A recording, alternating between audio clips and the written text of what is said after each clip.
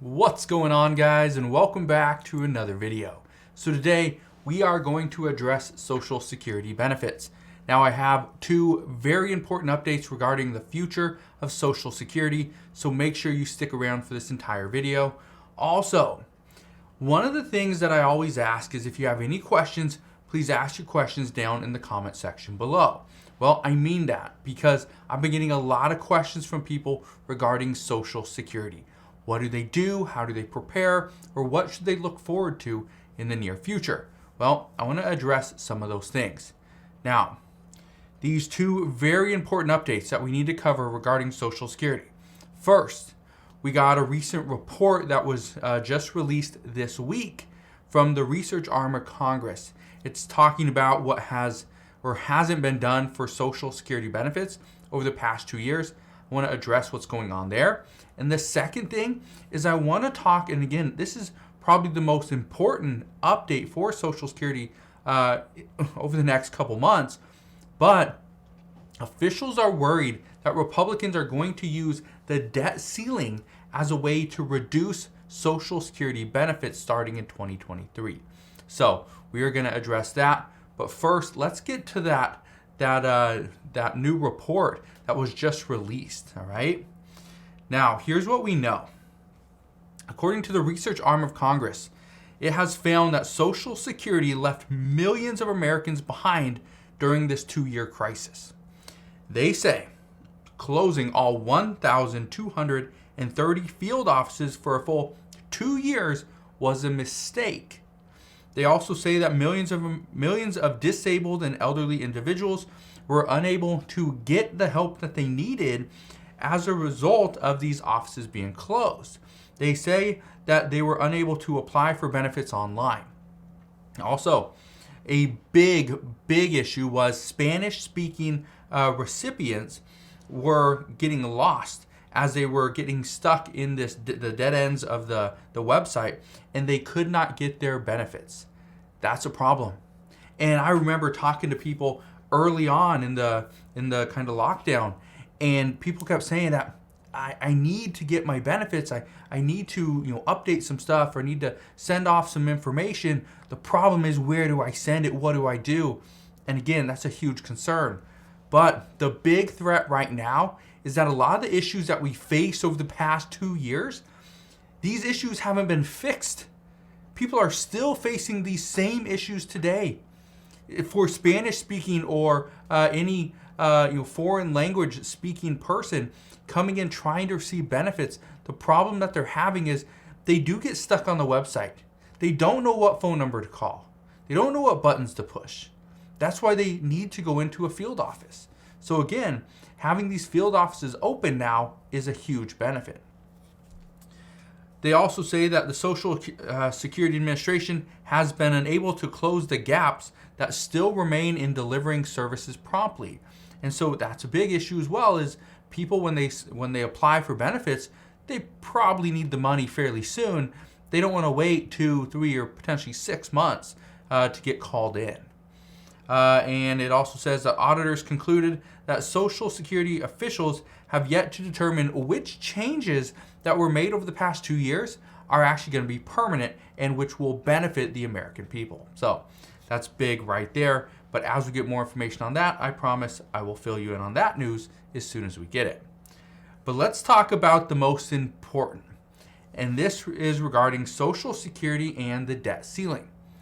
Officials are worried that Republicans are going to use the debt ceiling as a way to reduce Social Security benefits starting in 2023.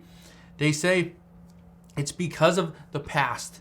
The debt ceiling in the past was used as a bargaining chip, and this is not something that Democrats want. So let's first talk about what your benefits could potentially look like and who would even be eligible for them, and then I will address what's going on as far as the discussions regarding the debt ceiling and Social Security. Now, according to the Republican Study Committee's 2023 budget, it is calling for a couple big changes. One, and I've talked about this before, and I've told you guys this in the past, is that this won't necessarily impact you in a big way, but it will impact you. The first change is raising the retirement age to age 70. Now, let's say you're 67 years old and you are already collecting benefits. Well, your benefits would likely get adjusted if this were to pass. But if let's say you're 67 years old, you decided, nope, I want to wait till I'm 70 years old or I'm going to wait another year or two, and then I will see about collecting benefits. Well, here's the problem. If you're 67 and this were to pass that they raise the retirement age to age 70, well, you'd have to wait till age 70. You wouldn't be grandfathered in the next 1 or 2 years. You would have to wait to full retirement age of age 70. The second big change is we would see a requirement of 40 years. 40 years of work in order to be eligible for benefits. Not 30, 40. According to multiple experts, they are saying that this would reduce all recipients' benefits immediately, which has been causing a lot of pushback from many Democrats. Now, we also heard from Senator Rick Scott over the past few months. He's the senator out of Florida. He called for a federal discretionary budget. That's what he wanted to see. Okay? Or actually, excuse me, that was Senator Ron Johnson. Senator Rick Scott out of Florida, he called for sunsetting federal programs every 5 years so that Congress could actually reevaluate them. Senator Ron Johnson, he called for moving Social Security to the federal discretionary budget.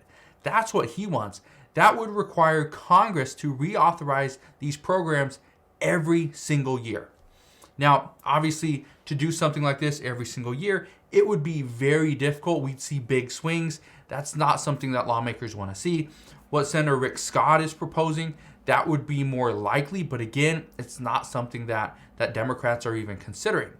And even President Biden made it very clear recently. He said, and I quote, "Under no circumstances will I support the proposal put forward by Senator Johnson and the senator from down in Florida," who is Senator Rick Scott, "to cut or make fundamental changes in Social Security and Medicare." Now again, I know I talk a lot and say Social Security, but it's technically Social Security and Medicare. So just keep that in mind. If we see changes to one, we would likely see changes to both. Now, what you need to understand is that Democrats could use this lame duck session. That's exactly what Speaker Nancy Pelosi wants, is for Democrats to use this lame duck session and try to get Republicans on board with a debt ceiling increase that will not impact Social Security. However, and Republicans know this, Republicans are open to negotiations, but they understand that they're going to have more power in the next 2 months. So if there's not a deal out there to be had and they're not happy with it, they will simply wait. But this also puts more pressure on Democrats to try to get something done. All right? Now, one last thing. Got a question from somebody the other day. It might have been this morning. But they asked, if we do default on our debts and we breach the debt ceiling, what would happen to Social Security benefits? Would we still receive payments, right? Or would we not get any payments until the debt ceiling is resolved? Well, here's what you need to understand. Social Security payments would not stop, but we would likely see delays. That's what we're likely to see.